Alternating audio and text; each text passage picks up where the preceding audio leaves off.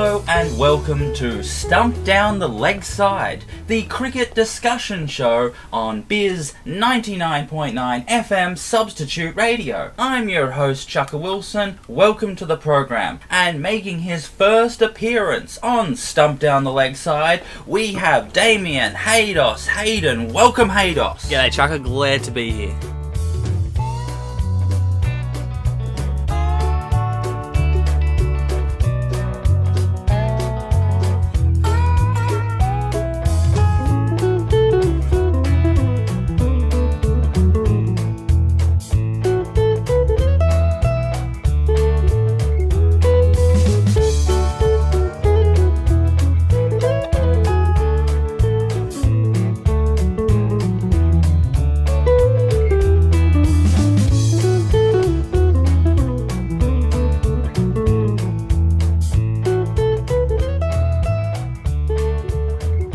Now, for this episode of Stumped Down the Leg Side, we are going to be talking about the Australian cricket ball-tampering affair involving Steve Smith, Bancroft, Warner and Darren Lehman. But unfortunately, it's going to be very difficult for us to discuss all of the ins and outs because the affair keeps evolving day by day. Every day almost, something new is being released in the media, which adds an extra element to the conversation. And so to actually have an episode where we actually discuss it out in detail is very difficult because what we say might be out of date and might be disproven by the time it actually gets published. So we need to take a step back and actually look at it in a much more big picture terms so that we actually don't accidentally deal with issues that we don't actually know for certain. So for example, the question of legal culpability. Who actually planned the incident? Who was consulted? Who gave it the green light? Who was told about it and went along with it, and who was kept ignorant of it, and who was told about it and tried to say something like we shouldn't do this. Now, the reports that have come out about legal culpability are all over the place. All sorts of people were consulted and not consulted and talked about,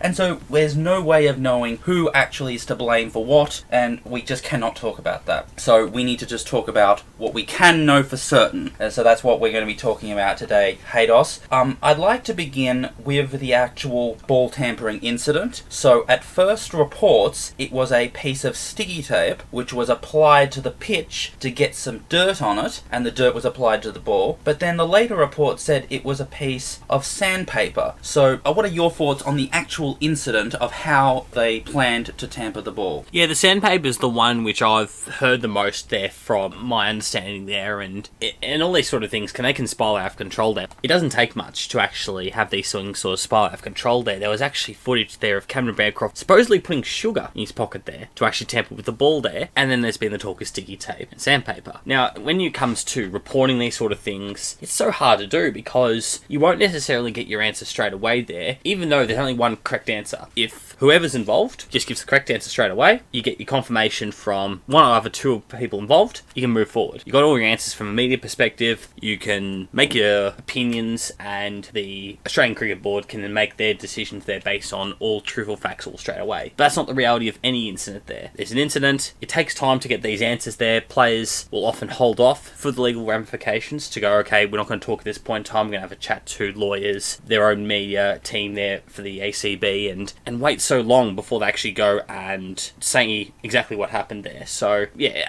unfortunately it wasn't 100% clear immediately, but sandpaper is what I've heard most. Now, my first controversial opinion about this is that I don't believe that the ball tampering was that bad as far as cheating and altering the state of play to give a team an unfair advantage. So as far as whether or not it's sticky tape or sandpaper, the actual idea of having something in your pocket and applying it to the ball certainly is a form of cheating, but I don't think it's that bad. And this is the reason why. Everyone knows that reverse swing gives the bowling side an advantage, and they always try to find a way to work around the situation in order to get the ball to create reverse swing. So if a outfielder is throwing the ball into the wicketkeeper, they will deliberately not put enough energy into the throw to make sure that it lands on the half volley to the keeper and it lands lands on the pitch. Now that is illegal. You are not allowed to actually deliberately throw the ball in such a way that it actually lands on the ground. But everyone does it all the time, and there's no way of the umpires actually policing it, and they can only give warnings and make suspicions that it was a bad throw and it deliberately went to the ground, but you can't actually police it properly. And so this is another case of the players trying to find a way to manipulate the ball in a way that goes beyond the normal form of cricket. So from that concerned, that it's not actually that different. Obviously what makes the ball tampering incident more serious and more a form of cheating is that it involved an artificial element that doesn't belong in cricket into the field of play, and there was a conspiratorial aspect. But as far as the actual manipulation of the ball in and of itself, I don't think there was that bad. Yeah, we actually talked about this off air, and we seem to be on the same page with that there, and there are other reasons why we think that way, and I'll give you one that's something that could be policed, but it won't be, and that's, for example, your mints, your chewy, whatever you decide to have with you, gum, whatever a player chooses. So no one's going to outlaw gum at this point in time. I don't think anyone's actually even thought about outlawing gum. That's still a foreign object. You'll bring a foreign object in that alters your saliva, and that will impact you when you shine the ball there. Even if you were then to outlaw mints, there's nothing to stop a player just before it comes out from a drinks break or a tea break or whatever, the start of play, having 10 mints, getting that saliva into a different state. That player feels it mid-off. He works on the ball for half an hour non-stop while his saliva's altered, and then no one else touches the ball with their saliva, because that way the impact of the mint lasts longer there. So you're still going to use a foreign object to alter the state of the ball to make a reverse swing longer. So probably what people have found most upsetting about it is the fact that it was so planned. There was so much preparation to go into it there, but at the end of the day, there's still going to be some level of ball tampering to a less serious aspect there in the eyes and light of what most people consider to be okay or not okay there. So we're on the same page as this one, Chukka, that actually altering the ball to such a minor amount, because we think about a cricket ball that can be changed at any point in time if it's out of shape, if it gets hit out of the ground, if it lands in someone's beer and has to get changed. That ball that you've worked on for half an hour might be gone in an instant there. At the end of the day, if it gets altered and the umpire's unhappy with it, they can change it straight away. Also, let's just think about this. Sandpaper would not actually give you that much of an advantage in terms of altering the ball to your effect, because it's all about both the aerodynamics and the weight of the ball as far as the imbalance from the two sides of it. So something rough that would really make the lever, stick out, well, that you would really be taking advantage of something, because that would really slow the air as it passes the ball. But sandpaper would actually take away that roughness, and it would actually take a layer off. So as far as altering the aerodynamics of the ball, the sandpaper would actually be a disadvantage. I think a much better form of cheating would be like to apply some sort of oil to the ball on the smooth side to actually polish it up even nicer. But anyway, that's a side point. So this is why I've been so upset about the way that the media have been discussing this issue, because they keep using the C word as this grand emotional word. The Australian cricketers were caught cheating. They did it and they cheated, and this is a national tragedy. And then you have to actually remind them, actually bending the laws, actually going into the grey areas, going into the subjective areas of where the actual interpretations of what is and is not legitimate is actually a matter of interpretation, is where the actual dynamics of cricket in a mature sense come out. And so let me just give you some examples. The fielder actually claims a catch when he isn't sure of whether or not he has actually caught it, and the umpires go for the TV replay. Now that is illegal because he is making a claim of something that he doesn't actually know. Now there's no way of outlawing that. Also, bowlers bowling bouncers at tail enders, which is illegal under the intimidation rule, and yet no one is penalising bowlers for that. Or fielders grabbing a ball off the boundary line and it actually counts as a boundary, but they act as though it wasn't actually a boundary. Well, that's lying to the umpire. And so as far as it doesn't as much happen on terms of the pitch, but often bowlers will deliberately try to bowl in a way that gets near to that danger area of where the rule is in place where the players are not allowed to walk on, and yet the umpires don't really police that at all, because they can only give warnings to bowlers and batsmen as far as you really shouldn't be there. And so the fact of the matter is that both with cricket and sport in general, it's all layers of grey. It's all shades of grey. It's all about subjective interpretations. It's all very difficult, because you're never sure about exactly what is to do when. And so if you're going to accusing these players of cheating, you have to be conscious and logical and nuanced about what they did wrong and to what degree they did it. And I think that the idea of this absolute moral black and white idea, cheating is bad and not cheating is good, is so simplistic and childish, and it does not get to the understanding that actually so much of sport is undetermined and undeterminable. Because, like, let me give you another example. AFL. What's the difference between holding the ball and holding the man? Because the fans of one team will scream out ball, the other ones will scream out man, and the umpire has to make a subjective interpretation of what that is. Now, there's no way of objectively determining what the correct answer is, because sport is indeterminate. Sport is all about interpretation. And so the media have been utterly immature in the way they've discussed this topic. Such a big word, cheating, isn't it, there? There are some really obvious examples there, and Lance Armstrong and the cycling is a really obvious example there. We should probably limit that word to that just pure examples there, where it's so clear-cut that it's undisputed, even in the eyes of those who were involved directly there. So Lance Armstrong and his team there at the time, no one had any objections to the claims there, had all his Tour de France titles taken off him. No one disputed it, everyone was fine with it, everyone accepted his cheating, including Lance. That's clear-cut. But I'll throw in another example there, to the grey areas of cricket there. For anyone who hasn't done it before there, if you're interested, watch a replay of any delivery in cricket and watch how many no balls the umpires miss. Now, in theory, if you're not being penalised as a bowler for crossing the line, in a way you're effectively cheating as well, because you're intimidating the batsman by getting closer to them, potentially bowling short, as you talked about earlier, Chukka, and not being penalised for it. The only problem will be is you can't get them out. But it's not necessarily a bad thing for a bowler to do it 5 or 6 times. They might miss out on conceding 5 or 6 runs, might intimidate the batsman, might then deliberately take a step back and then run up and get a wicket. So it's all worth it for the bowler at the end of the day. They're doing it that way. So, like I said, there's so many grey areas in this sort of thing there. The pre-planning was probably the worst part, and that's why there had to be some form of punishment there. But in terms of it overall, it's probably so unusual for Australia that that's why this has happened there, because Australia is meant to be seen as this unofficial leader of sports conduct there, that get to so close to the line but not crossing it there. Previous captains of cricket teams talk about the Australian teams led by Steve Waugh and Alan Border being that team that got so close to the line but never crossing it there. Australia's been marked as a leader of that, while in this instance there, they've clearly missed that mark there and probably gone a little bit past that line. And so that's why it's seen as this outroar there. That Australia are seen as hypocrites there because of the way we've reacted to other countries in similar situations. So,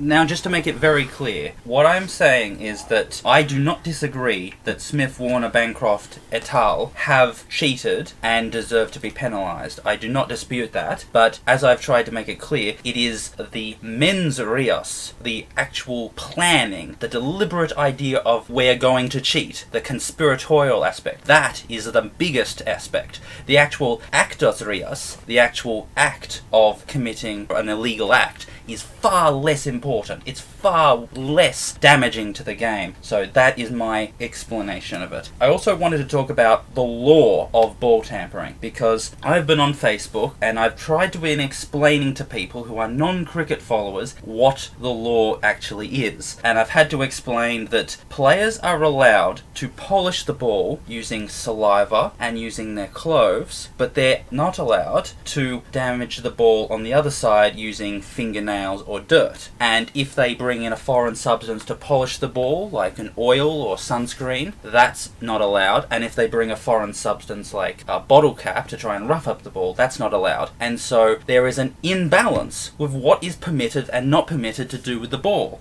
And that means that actually getting reverse swing is quite difficult, because you have to just wait until the ball is roughed up enough until you actually can take advantage of it, and you just have to polish the one side of it and just hope that the other side gets roughed up enough. And I would actually think that it much makes sense if there was some permission, you were allowed to rough up the ball on the other side using your body, to actually use your fingernails to damage the ball on the other side. That means that as far as the players and their physical bodies, they're both allowed to polish the ball and rough up the ball, and that means that reverse swing would be more common, because I have to admit, watching reverse swing is very exciting, and it would make bowling much more exciting if it was more common than it actually is today. Yeah, limiting it to what is a player as he enters the field of play. Here's his self, here's his white or coloured clothes, be it pants and shirt, here's his shoes, and here's his, say, cap, and, say, a cloth, for those damp days in England there where you need a cloth to keep the ball as dry as possible there. So, for example, if someone didn't have to worry about, cutting their finger nail from feeling a ball, they may not be able to help that. They may help happen just during the field of play if they haven't cut their fingernails low enough, but then because they've got uneven fingernails, it might scratch the ball unintentionally or intentionally. So imagine if they're allowed to do that, it'll make it so much easier to explain to people. Imagine if they could go, okay, if you wear hair gel, you could then use whatever hair gel you sweat out, or you can run your hands through your hair, and that's okay. Imagine how much easier they'll be to explain to people, saying whatever's on your person is okay, whatever's foreign, aside from a cloth, isn't okay. Keep it simple, everyone understands, everyone knows where the line is.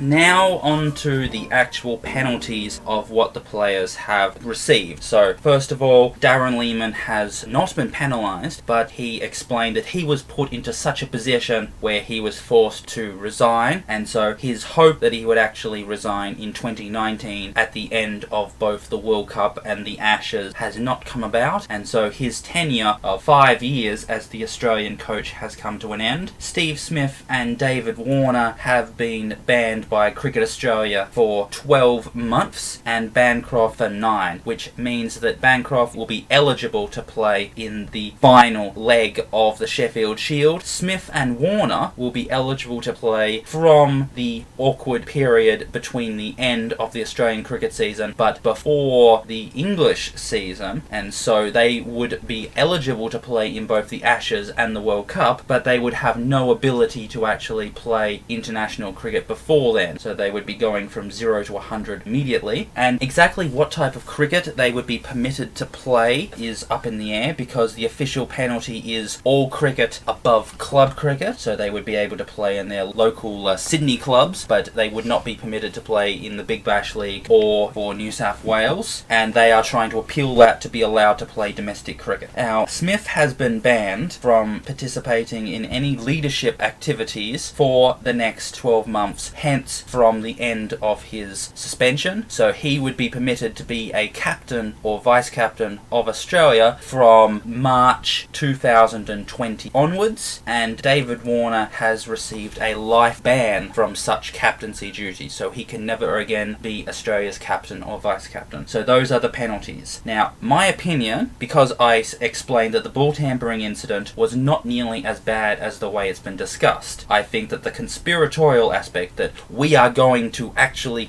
damage the ball in order to give ourselves an unfair advantage, the conspiratorial and flagrant aspect of it is definitely a form of cheating that needs to be penalised, but the ball-tampering itself doesn't need to be, and so in accordance with that, I think that this penalty is too much, and I think something like a 6-month or a 3-month suspension would have been much more in line with the actual crime that's been committed. So I think this has been too heavy, like by 200 or 300% over. There's a couple of things to weigh up there, and for those who don't know, I wanted to also help break it down to what the ICC decided. So the ICC decided that Smith would be penalised for 1 match, and Bancroft would receive a effectively reprimand. So if he was to conduct anything else that was against the rules, he would be suspended for a game or more. So this is all on the back of Cricket Australia. The ICC had their decision. They were quite comfortable with Smith not playing the next game and everyone else playing. But this is all the Australian Cricket Board. They're making this decision there. So for those who are looking to agree with us here and look to, so, well, how come this happened? It is the Australian Cricket Board. The ICC were quite okay with it. For the suspensions there, in terms of whether it's right for Australian cricket, the answer is quite clearly no. And I think the reason why this is the case there is because they've just picked a round number. 12 months is just a round number. You could come up with that from a very early age and just put it on there. It's just round, it's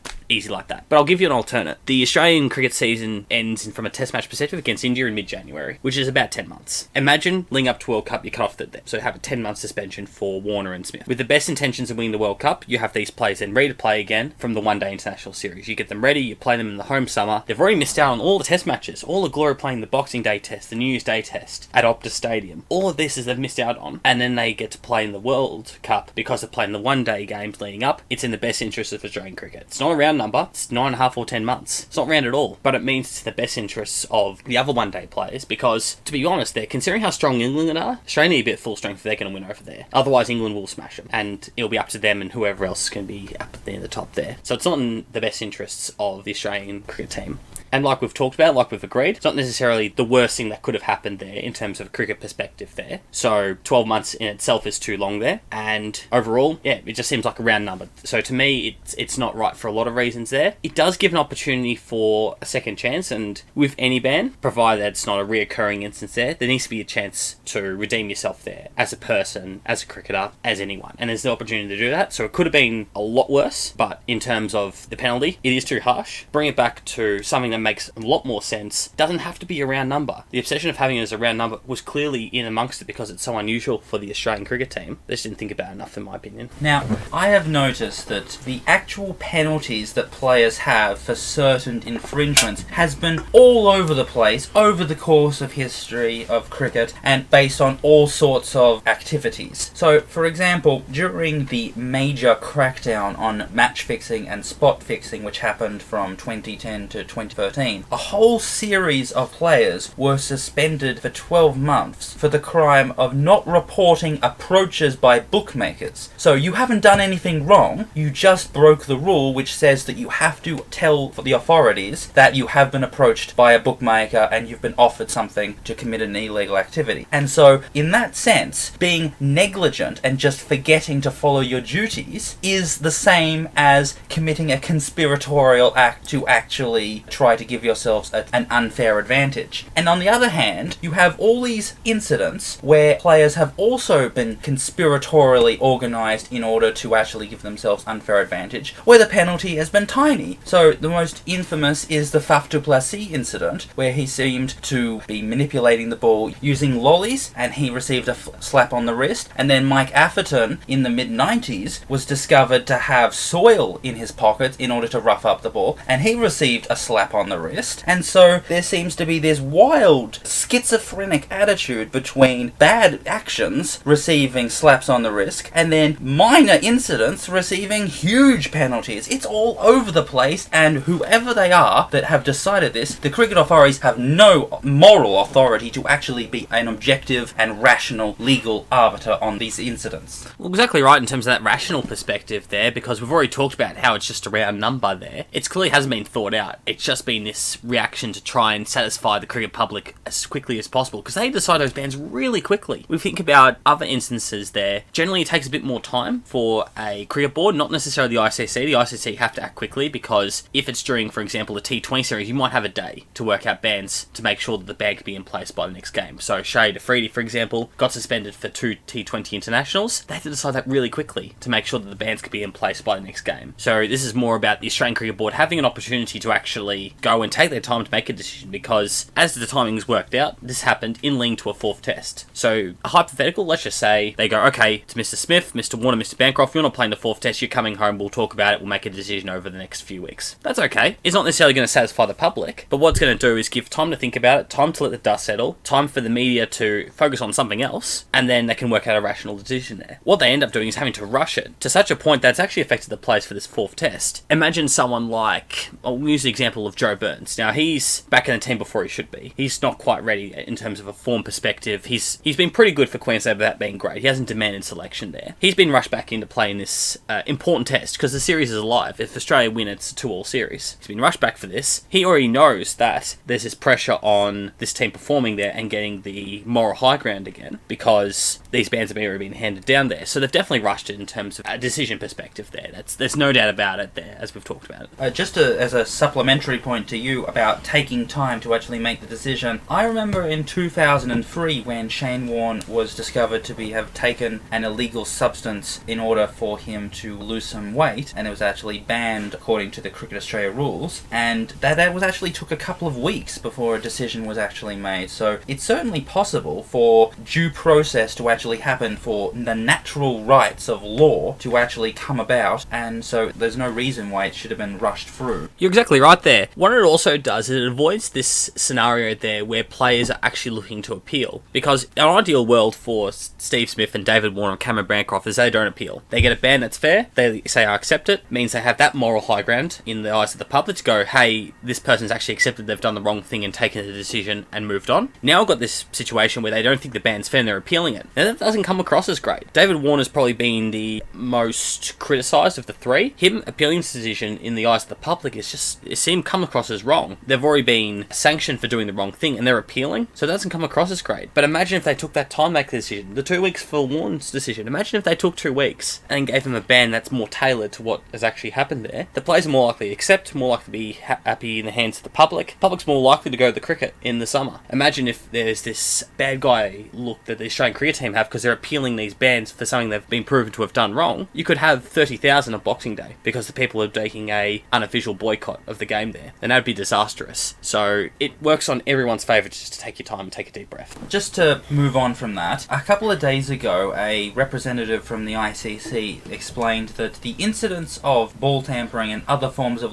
illegal activity are too frequent, and they are going to be working towards putting in a new regime of harsher penalties so that this area of the game can be stamped out. Now, that, if you can read between the lines, is quite an obvious admission of what is going on here. This seems to be that this case is going to be a test case to see whether or not harsher penalties can become the new norm, and so if Smith and Warner et al. Accept their penalties, then that would set the new precedent, which would allow the new penalty regime to just come into place quite easily as a rubber stamp. If they decide to appeal their challenge, and they actually have it heavily reduced based on the rational contemplation of their illegal activity and because of the previous penalties, then the entire idea falls apart and the project is ruined. And so it seems like a lot of weight is being put on this test case to to actually stamp out this incident, and they're hoping to get away with massively changing the legal aspect of ball tampering without too much hassle. So which is why, if it is appealed, this will create a very, very strange earthquake through the cricketing authorities. It'd be massive there. What it would also probably be doing is admitting they've got it wrong for countless years. Because we look back at previous cases there, going back to Atherton such a long time ago, to the more recent cases with Duplessis, that's a long time that it covers there. What they would basically be admitting is that the penalties for that were too little. And that's a long time of him admitting something hasn't gone right there. Especially considering that often you'll have long-standing members of the ICC, and you'll have people who've been on there for a long time there, who have been in a position to not necessarily make a direct change, but to influence change in a decision there, or a change in a ban. So they're admitting that all the past ones have probably been wrong. Remembering, in terms of a game perspective, Shari DeFree's 2-game ban's been the longest that the ICC have handed down there, and my understanding is that all the other countries involved have accepted it. It's Australia who's trying to set this new benchmark there, and the ICC are on board with changing that now, as you've talked about. So it's a lot to admit that you've done wrong for a long time there. But if they have, that's okay, as long as that whatever happens in the final stages, when everything's settled, dust is settled, the appeals are done, if there are any, we can work out what's acceptable, we can work out where you can draw the line, what's too long, what's too short, and if every country then accepts that, great. If they don't, well, it's going to be a problem again.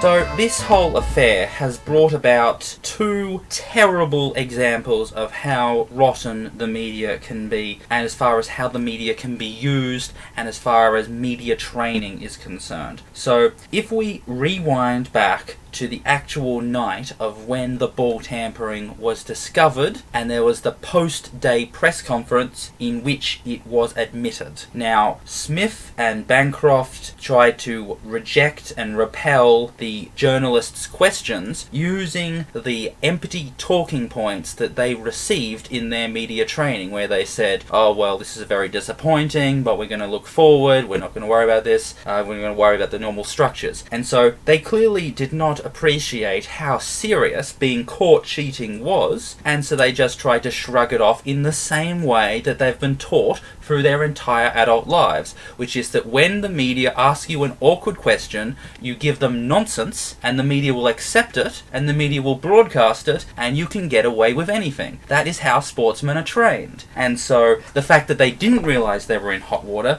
the fact that they didn't properly defend themselves, and the fact that they decided to dig their own graves by seeming disinterested and ignorant and sort of arrogant about the fact that, oh, yeah, we can commit all sorts of cheating and no one will penalise it, and we can say nonsense to avoid getting penalised. They seem to have the sort of contemptible attitude that normally is received by politicians, because politicians can do all sorts of shocking activities when they're in power, and they can just shrug it off with absolute gibberish. So the fact that Smith and Warner and Bancroft receive so much hate is the same sort of hate that was normally received for politicians, because they're so dishonest with the way they talk to the media. Well, there's a couple of reasons why that might have happened there, and the first of which being it's at the middle of a game. So you've got a press conference for something that's really serious in the middle of a game. This is a game that, of course, is extremely important because it's 1-1 in the series, and you've got to win this game knowing that South Africa is going to be emotionally motivated with Morne Morkel retiring. So you know the fourth test is going to be hard to win, so you've got to try and win this third test. So your mind is elsewhere. The rushed nature of it all also probably didn't give enough preparation for the media team to work on some alternate answers there, and to prepare best for what questions they might receive there, because clearly the media had the power. They can use the C word, the cheating word, and the players would have to respond to that. The other side of things as well, and if anyone from the ACB wants to correct me on this at any point, they're welcome to. My thoughts are Smith wouldn't have been given much preparation for it. Bancroft would have been given plenty, but Smith would have been expected as captain to know the right things to say. And clearly it's the first instance in such a long time of any sort of, well, as it's been portrayed as cheating there, since the underarm incident, which wasn't even cheating there, it was just against sportsmanship there. In between that time and now, this really hasn't been anything necessarily that's jumped as a major world-renowned incident there, and so it was so unprecedented that, yeah, they may have just obviously not done enough preparation for Smith and dug themselves their own grave. The second incident incident that has really angered me is the way that the media has broadcast the, in real time, complete destruction of Smith, Warner and Lehman. Now, throughout the media's history, they love to depict tragedy. If you watch a current affair show like Current Affair or Today Tonight, there's nothing better than watching someone cry live on television and you soak it up, and it's a sort of pornography for them. They love tragedy. They love to see people suffering because they can broadcast it and they can show it to everyone. And there's a certain perverse sickness to the way the media loves to see tragedy and horrific events. And so when this incident broke out and it leaked from the back pages, the sports section, to the front page, to actually becoming general news, well, the general media just love to try to incite this crisis and fan the flames and make it as tragic and miserable as possible so that it can really get some lots of viewers. And it was just so grotesque the way that they, not only the way that they filmed especially the Steve Smith press conference, which should be one of the most unpleasant things to watch, and yet it has been broadcast everywhere. Nothing seems to be better than watching a grown man cry. This is really perverse, and yet the media seem to think that they have the right to try to do whatever is necessary to make this situation as bad as possible and to make people just collapse. I mean, the Darren Lehman press conference was also very unbearable to watch, and yet the media just lapped it up. They are just so perverted in their attitudes towards suffering and tragedy. Well, as luck would have it for the media themselves there, they've actually got both extremes in terms of Smith and Lehman there, and I'll elaborate on what I mean by that. So you got Smith, who's a superstar in the game of cricket. There's no one who would dispute that in the world. He's one of the big four, along with Williamson, Root and Kohli. So he's one of the big four. He's a poster man for cricket when it comes to an international perspective, let alone for Australia. So you've got the superstar fall headline you can work with there. And with Darren Lehman, he's that blue-collar sort of player there. For a long time, he was on the out of Australian cricket. He had to fight for every test match he played. He only got to about 24 test matches, if memory serves me right. Had to earn every one-day international. Had to earn his coaching rights there. He's just a good, honest perspective in terms of a person, in terms of a cricketer. And his fall. So you've got those two different extremes there that you can work with there to exploit it there from a media perspective there. So they've certainly got a role to make sure that they publicise it and get people clicking on their video instead of their competitor's video or their third competitor, whatever it may be. They've got to make sure that people click onto their link. So they've got to do it obviously the way that they see fit there. And they can of course get it wrong so easily there. If everyone gets it wrong, then people may not necessarily see it as wrong there. So if everyone's on the same page for all the media outlets, then unfortunately this sort of situation happens there. So there was a right way and wrong way of doing it there, and I think we're on the same page that they could have done better. Now, one of the things that's been discussed, especially in the media over the last couple of days, is this win-at-all-cost culture, which has been in the Australian cricket team, especially for the last 10 or so years. The journalists are starting to wonder out loud, where did this horrible culture come from? And everyone seems to be pointing their fingers at David Warner and people like that, the bad boys of the Australian cricket team, as though they're the ones that have injected this poison into the Australian cricket team and perverted the culture to make it as if cheating is a good thing because you need to win at all costs. And I think that this is completely misdirected. I believe that the person who is most to blame for this incident, who should be taking the most responsibility and actually apologising for the way he has been managing things, is Cricket Australia, and especially James Sutherland, who is the head of Cricket Australia. So it's actually the cricket hierarchies who are to blame for creating this win-at-all-costs mentality. And let me just show you my documentation for this. First, 2011, Australia had been defeated in India in October 2010. Then they lost the Ashes over the summer, and they failed to win the World Cup. So they lost two very important series to two major competitors, and they failed to win the World Cup. And what was the response? A comprehensive review of cricket performance, as though to lose two test series is so unacceptable, so unconscionable, that you have to go through a comprehensive restructuring of how cricket is played. And so that mentality, we expect to win every game, and so as soon as we don't win, we have to think that there's some sort of crisis happening.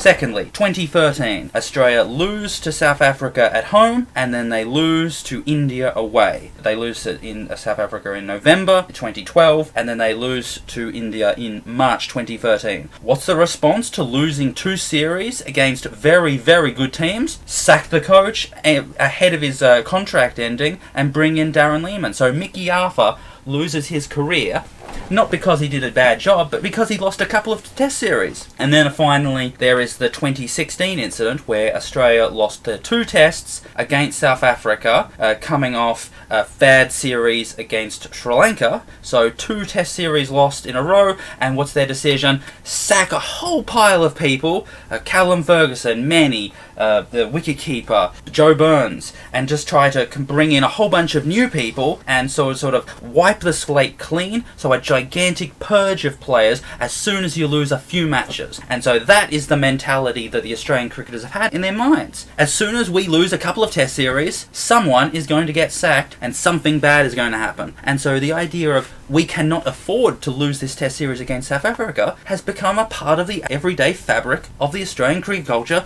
because of the behaviour of James Sutherland and the Cricket Australia hierarchy. When it comes to the man at the top there, the worst thing they can do is nothing. We've seen it in the past there where people have been a bit more lethargic with their decision making. They tend to be the ones who go out at the end of the day there because they seem as easier people to get rid of at the end of the day. So Sutherland has got these examples there where he's trying to uphold the public's expectation, which is to win games, and the public's been blessed with such great Australian teams in terms of performance for so long. Since the late 90s until even probably more recently, they've still been near the top. They've probably been the lowest they've been as 5th. Now when you got 8 established cricket nations, in terms of the test cricket perspective, if you're no lower than 5th, most teams would take that. If you tell Pakistan, oh, you're going to be no longer than 5th for close to 20 years, they'll go, great, we'll take that, we'll work on our cricket. So you're right in terms of the way that Sutherland's done about it. He's trying to make these decisions after 2 series. At some point, it has to actually go back to him. So you have to obviously look at each point of view and see which one's the one that's falling down there. But if there's a common link, eventually the common link has to go, and it looks like it is time for Sutherland to change over and be the next person in charge there. And the 2016 example you give there of the Hobart game, it got to a point 18 months down the track where none of those players who got brought in were playing the team. So you talk about Phil Neville being dropped there for Matthew Wade. That got changed to Tim Payne. And then you talk about Callum Ferguson dropping after 1 game, being brought in for Nick Madison. He was gone shortly after, for the right reasons from a cricketing perspective. But that 2016 review was overhyped, and it didn't actually result in what changes were needed long term there to avoid this situation. So I'm on the same thing as you there. It's time for someone different than Sutherland. And just finally, it's been noticeable that the media has been going absolutely hyperbolic as though cheating in cricket is the worst thing to ever happen to Australia since Federation. And so, in proportion to what else is happening across the country, across history, it's been totally overblown. And so, the fact of the matter is that this cricket match, the 3rd test, will not be remembered in 12 months' time. The test series is not that important. Sport is just one branch of the Australian entertainment industry, and cricket is just one branch of Australian sport. So as far as the scope of Australian history, the history of the world, the history of the human race, this test match is utterly irrelevant. And yet it's being broadcast as though this is the worst crime to ever happen, and this is the darkest day in Australian cricket history. Totally overblown. And then people on Facebook and elsewhere have been commenting that there have already been these other crimes that get committed, which are much more serious than anything Smith and Dave Warder do, which don't get talked about at all. So for example, a politician does not report properly to Parliament about their circumstances. They don't tell them what they're investing in, they don't tell about their partnerships, they don't tell about their romantic personal life, which means they cheat the system of hundreds of thousands of dollars. No one seems to care, even when that information is leaked and it becomes public. It just becomes part of the everyday fabric. Oh yeah, he stole $100,000, whatever. What about corporations that through clever accounting tricks are able to make millions of dollars of profit and end up not paying any tax? Oh yes, this company hasn't paid any tax. And no one cares. No one is shaming the CEO of that and putting them on the spotlight and trying to make them cry. No one cares. And so the priorities of the Australian media thinking that this cricket incident is the darkest day for Australia Australia, and all these crimes that actually make a difference, that are actually life and death situations, just get ignored or downplayed. It is just utterly inappropriate priorities. Yeah, it's a hard one because at the end of the day, Australia's considers themselves a sporting capital there, amongst other things, and they could say they're the comedy capital of the world, and they could say they're the culture capital of the world, all they like, and people might not necessarily believe it, but the sporting capital people tend to believe Australia. You've got premier stadiums like the MCG and the SCG as a bare minimum there. You would find it hard to have other countries with two equivalent superstar level stadiums there. There are individual stadiums in countries there, like you've got, such as the Wembley Stadium in England there. Now, that's probably on the same par as the MCG, but you've got the SCG then within a plane trips away, that England doesn't necessarily have that same level there. They've got other good stadiums like Old Trafford, but not necessarily the same level. So Australia considers themselves to be the sporting public there and the sporting capital of the world, and so with that in mind, there has to be this upholding of this high standard there, that they have to do everything by the book and everything perfectly there, and at the end of the day, no one is perfect. So it's a hard one from that perspective, because they're definitely not the political capital of the world. That's something we can both agree on.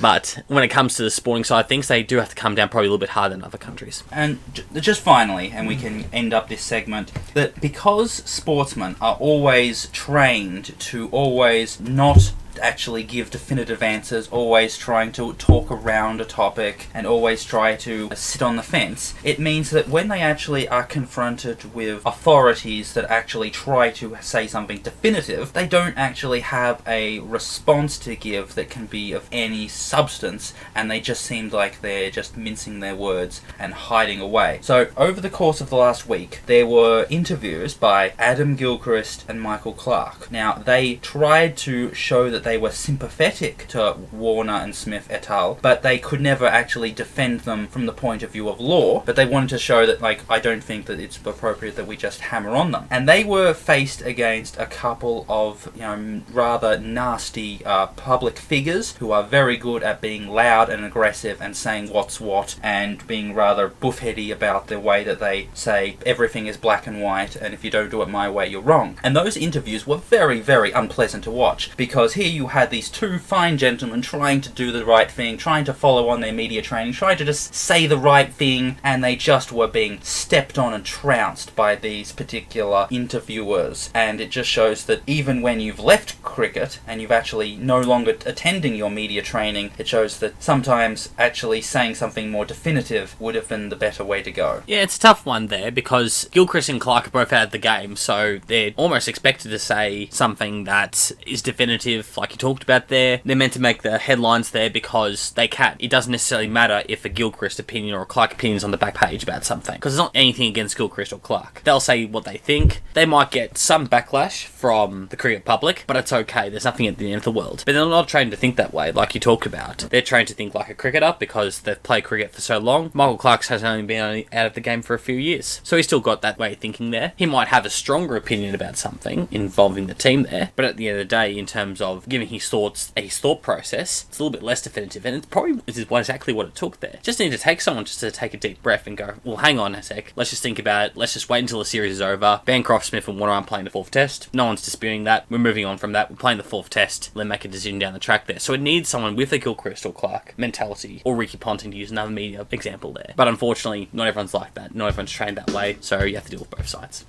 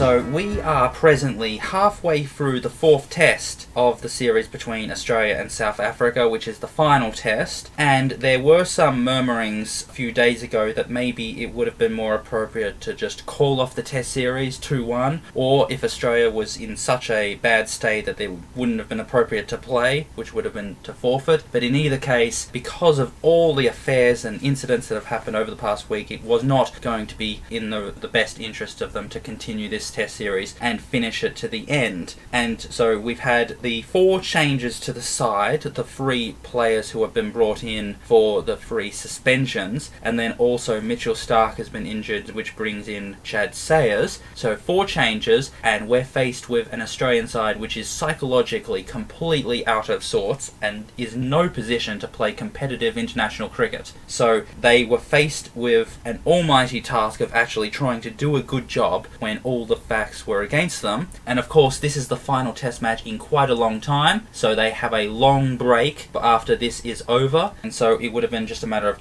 let's get through this final game, just survive it, and then we can figure out what we're actually trying to do over the course of the 2018 winter. And so it's unsurprising what we've just been witnessing over the course of the last 3 days. An Australian side that's brought in 4 new players and it's psychologically out of sorts. So South Africa made 488 with a whole bunch of half centuries to players, and Chad Sayers doing a reasonably good job, and Nathan Lyon being torn to shreds. And then we saw the Australian batting lineup being walloped with all 3 players brought in failing to make double figures, and then them being bowled out for only a 200 score. And in their second innings, South Africa are 3 down for 200 and something. Well, they've already got a total that could be declared on and actually set, and so South Africa are set towards winning this game by a gigantic margin, and so Australia are going to end up being humiliated 3-1 in this test series. And considering the fact that the last time they attended, Australia actually won, and also Australia have never lost to South Africa in South Africa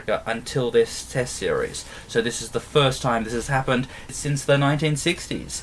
So it's a series to set records. Well, exactly right there, and it was probably well due from South Africa there because of the fact that they've been such a good cricket team. They've come over to Australia and won on multiple occasions there. So it's not ability that's for the South African team. At different times it's been about mentality. Graham Smith's helped a lot with the mentality of the South African cricket team there for his leadership over countless years there when he was in charge, and so it hasn't been about that. It's been more about just putting it together on the day. You talk about the fact that Australia have won all the series. Well, most of them have actually gotten to a point where it's been dead rubber. It's not even about South Africa being in the series right until the last test and Australia having to get the job done. There was the infamous series where Ryan Harris bowled tirelessly on the last day despite being injured to do it. But generally before that, Australia won the first 2 tests and had a dead rubber. You might remember a guy who used to play called Bryce McGain who played the 1 test there. He was playing because it was a dead rubber. Australia got so far in front in the series that it was just this game that they could afford to give someone a go. So this is definitely unusual from that perspective there. This is overly not surprising. What's also not surprising about it is because the 2 best performers for this game are 2 of the people who have had no retention from the incident that's occurred. Pat Cummins and Tim Paine. So Tim Paine was considered to be the man to sort of help rebuild things, help get things staying the ship, and he made 60. And Pat Cummins was the only bowler who has had no speculation of any role to do with anything. He'd taken 5 wickets and made 50. So the 2 people who have the freshest minds, who can actually just focus on their cricket, have easily been the best performed players. So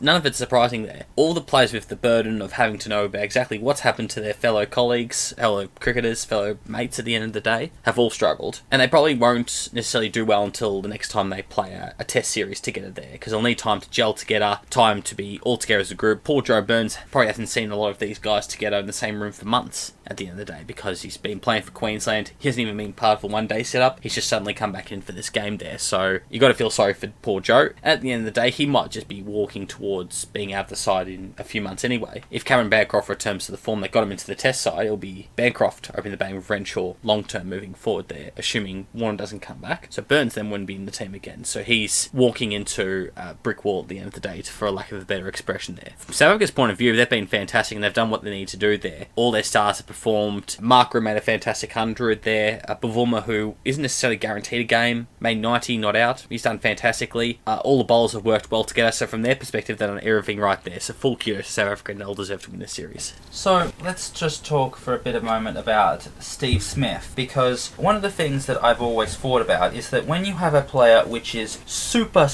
talented and just seems to have the whole world in his palms, and it actually feels like he's a league above everyone else, and it actually requires him to actually suffer something, to actually realise that the world isn't perfect, that he's not immortal, and it actually allows him to get a better sense of who he is and what he's actually trying to do, and he actually grows up as a person. And so my examples would be Ricky Ponting. Now Ricky Ponting, from a very young age, was depicted as the most talented cricketer in his generation, and he came into the Tasmanian Sheffield Shield side as very young, and he got into Australia at very young age, and for Tasmania he was batting, only as a 19, 20-year-old, he was bashing all sorts of amazing runs, and he was doing all sorts of things also when he got into the Australian side. But then when he was 23 and 24, he experienced a whole series of fiascos where he kept getting dropped from the test side, so his on-field performances were down, and then he also got into trouble for his off-field behaviour, as though he was just this bad boy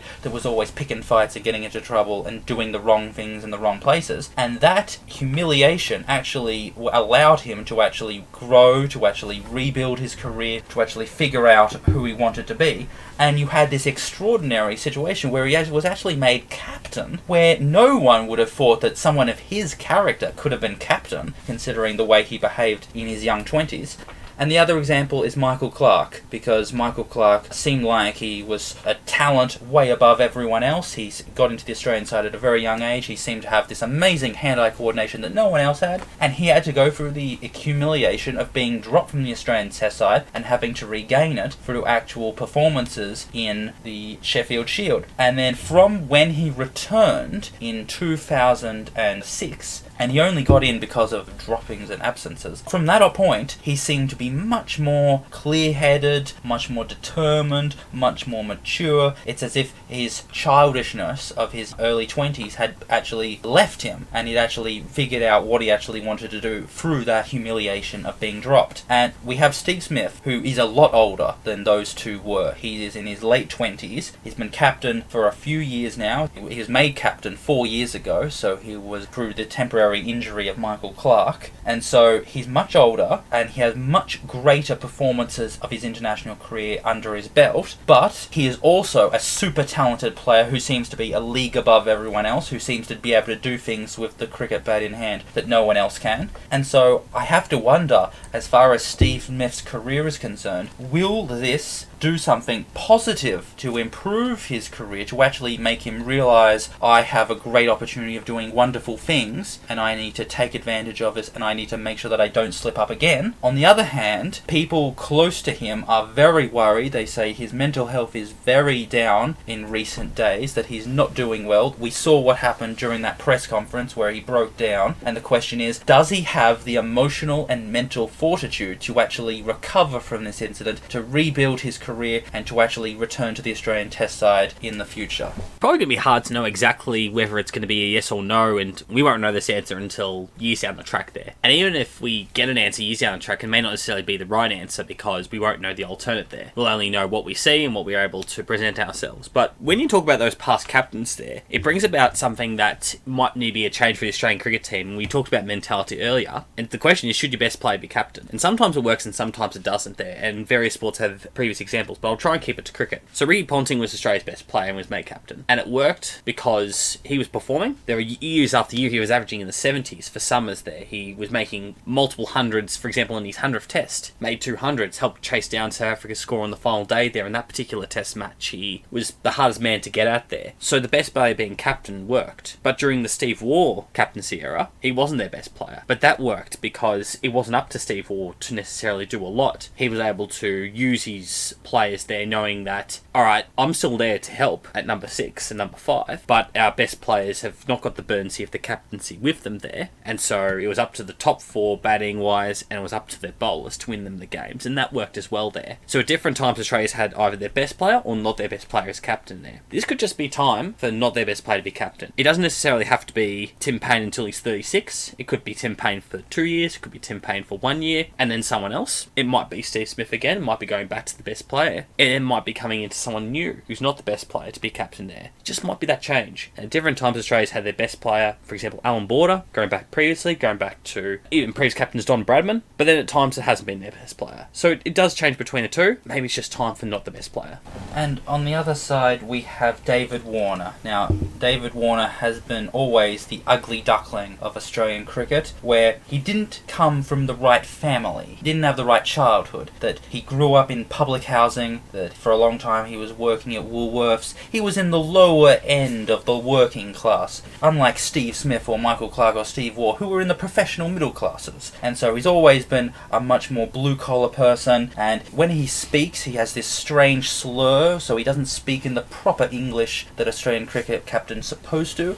And so there's always been this sort of looking down at David Warner as though he doesn't really belong in the Australian cricket team. And he's always had this temper. Obviously the most infamous incident is the Joe Root incident, but there have been plenty of times where he's started to lose his temper and he started to try to pick fights with people as though there's this violent undertone to his temperament. And so the fact that David Warner has received a lifetime ban of the captaincy seems to be a way of the Cricket Australia washing their hands of him, because the decision to make David Warner vice-captain was huge at the time, because it just seemed so out of place, because he doesn't seem like captaincy material. And so the fact that now, because of all the retirements of everyone else, suddenly he was a senior member of the team, and so it made sense that he became vice-captain. But now that he's been removed of vice-captain, that no longer comes into effect, we don't have to worry about that anymore, and David Warner's said that he wonders whether he'll ever actually be able to regain his spot in the Australian Test team, despite the fact that he's been clearly the second best batsman for Australia for a very long time. It's an interesting point you bring up at the vice-captaincy there. One thing Australia's done for a very long time there, you'd struggle to find an example in the last 30 years there, or a constant example, of having a batsman in your leadership group. It has to be a batsman. Could be an all-rounder, could be a keeper, but it has to be a batsman of some sort, to have bat in your top 7 there. So if you want to have someone that's blue-collar in your leadership group, Josh Hazlewood is your good, honest, fast bowler there. He's never going to get dropped unless it goes horribly wrong from form perspective. He averages approximately 24, and I'm happy to be corrected if anyone has a more accurate example there of his average. So he's already a lock to the team. He's honest, gives it his best there, reasonably capable with the bat too, for someone who bats at number 11 there, and yet Australia weren't prepared to give it to a bowler. So Nathan Lyon, of course, would have been an example, but Nathan's probably closer to being dropped than Josh Hazlewood. There is a real scenario in 12 months where Nathan Lyon doesn't play and James Pattinson does for 4 quicks. That could happen, and if that team works, they could stick with that team. So Nathan Lyon's not guaranteed a spot, but Josh Hazlewood is. So why they couldn't have picked him, I don't understand. I didn't understand at the time, and they've gone with Warner and they had to live with that. Now we've got this point where, obviously, like you talk about, David's wasn't for the traditional path for growing up. He wasn't even traditional path for the Australian team. He got a game for New South Wales first class team because of how well he played for the Australian 2020 team. No one else does that. Everyone else gets a game for their first class team, or all 3 formats, and then earns their way to the Australian team. So even something small like that, and it shouldn't matter how you get a game for Australia, as long as you've earned it and as long as you perform. But maybe that does matter in the eyes of others there. The fact that he didn't come through that traditional either. So maybe he's just a scapegoat, and sometimes there is scapegoats, and there's plenty of examples of that. We've talked about Ferguson, many from that Hobart test. They were scapegoats. You don't deserve to be dropped after one bad performance there, if it happens to be your first there. But they were. So if he clearly, with that logic, is the scapegoat, and there may not be anything David Warner can do there. He could make a squillion runs for New South Wales, and it may not matter. He may just be left out of the Australian team as a cultural shift there. But look, at the end of the day, he's may not necessarily be the right direction for the Australian team, because at the end of the day, it's a cricket team. It's about not only just 11 people playing, it's about the people involved, it's about the way they're seen with the public as well, because at the end of the day, they're the ones coming through the gates there. So David Warner might be right at the end of the day.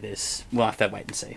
The other one is obviously Darren Lehmann, and earlier on you did touch on the fact that he, for a long time in his playing career, he just wasn't able to get into the Test team, and then he seemed to almost disappear in Australian cricket. And Darren Lehmann's position vis-a-vis Australian cricket has always been here and hereabouts. There was a period of time in 1994-95 when he made his Test debut, when people were earmarking him as the future Alan Border, and things did not go as well as would have hoped, and so he sort of came in and out of the Test team for the next 3 years, and then in the 1998-99 Ashes series he was dropped and spent 4 years in exile, and then he came back for a couple of years when he was 32, 33, 34, and then he retired around that time just before the 2005 Ashes. Well, alongside that, he ended up playing over 100 one-day internationals and participated in 2 World Cups. So, although he is seen the cherished son of South Australian cricket, the most beloved figure of South Australia, he's always been treated kind of as an outsider amongst the Australian cricket hierarchy, and so actually making him coach back in 2013 was quite surprising. It wasn't predictable. He's not the sort of person that can actually smooze with the right people, shake hands with the right people, and he doesn't attend the right sort of parties. Darren Lehmann isn't a member of the aristocracy of the cricket establishment. He's kind of a weird figure. But on the other hand, people always love him. Everyone who's ever had personal contact with him says that he's the most wonderful human being ever, and so it's come to a tragic end where he was hoping to end his coaching career after 6 years participating in the World Cup and participating in the Ashes, and it's all come 12 months earlier through an incident that we still don't know, because legal culpability hasn't worked out. We don't know whether or not he was actually involved in it and in what way. We just know that he feels that his position is no longer tenable, and so that's why he has decided to resign. Well, with Darren in the playing perspective there, just to quickly touch on it there, he was probably the victim of how bad South Australia were for a very long time in the first class scene there. It wasn't as if you could have multiple South Australian cricketers in that Test team and Darren had more of a homely feel to it there. He was often the only red back in the Australian team unless Jason Gillespie played. They didn't really play side by side very often there, and even if they did, one's a batsman, one's a bowler, it's not the same. With the current, for example, New South Wales cartel, you've got 4 of your local players playing, they'll feel homely, they'll feel part of things there, they can all go to lunch together, it's all fine from their perspective there. So Darren was a little bit of a victim from that perspective there. I've no doubt Darren will go and coach another cricket team and he'll enjoy it and hopefully have success from his point of view there. It was probably time anyway for a change. There's so much of a leadership that you can have. You can't be captain forever, you can't be coach forever, you can't be CEO forever, you can't be any position of power forever there. So from Darren's perspective, it was probably about that time. I know he won in 2019, but 6 years is a long time at the top there. There are people who stay at the top for too long, and as soon as there's change, suddenly there's this breath of fresh air, and the change is exactly what they needed there, and there are countless examples of sport in the past which have had that there, and of course examples in the other direction too, so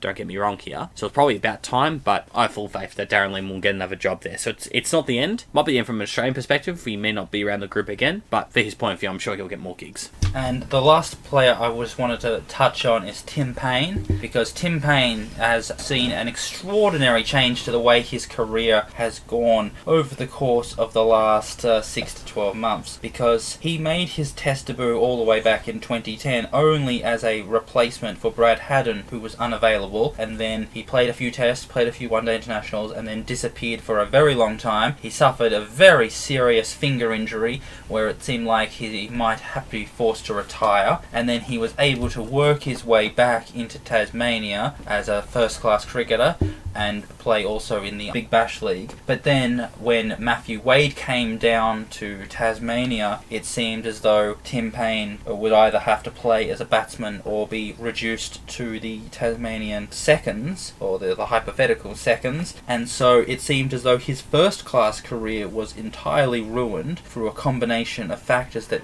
meant that just history was not going his way, and then all of a sudden we've seen a dramatic change. That surprise selection of him to become the new wicketkeeper for the Australian Test team, and then also in the one-day team, and also he was named as the wicketkeeper of one 2020 team for that series against Sri Lanka all the way back 24 months ago. And so now, not only has he gotten into the Australian Test team, he has performed reasonably well, making a number of good scores, and he keeps getting not out, which is why his Test match batting average is very high, and now he has been named the captain ahead of Mitchell Marsh, who is the captain of Western Australia, and also Shaun Marsh, who is the most senior player in the Australian team. So what an amazing turnaround for Tim Payne. Look, from his perspective, it's been amazing then. I mean, most reasonable people wouldn't have called it at the time there. You talk about him staying in Tasmania after Matthew Wade came. People thought he was crazy not going to Victoria, because Victoria were the only state that didn't have an obvious keeper that was still a chance of playing for Australia, with perhaps the exception of Queensland, but that's probably not giving enough credit to Jimmy Pearson at the end of the day, who is Queensland's captain, funnily enough. So there's a different reason why Payne wouldn't have played in front of Pearson. So people thought he was crazy not moving to Victoria, being the first keeper there, staying in Tasmania, riding it out there, but it's obviously worked perfectly for him now there, that he can go and now captain his country. Who would have thought that, say, even 6 months ago when he just got back into the team there? It does seem a little bit too much. When you think about looking at things moving forward there, it feels like it's going to be a lot for him to handle there, because of the fact that all it takes is, say, a bad 6 months or 12 months, maybe he's not even the first choice keeper. We've got Alex Carey dominating for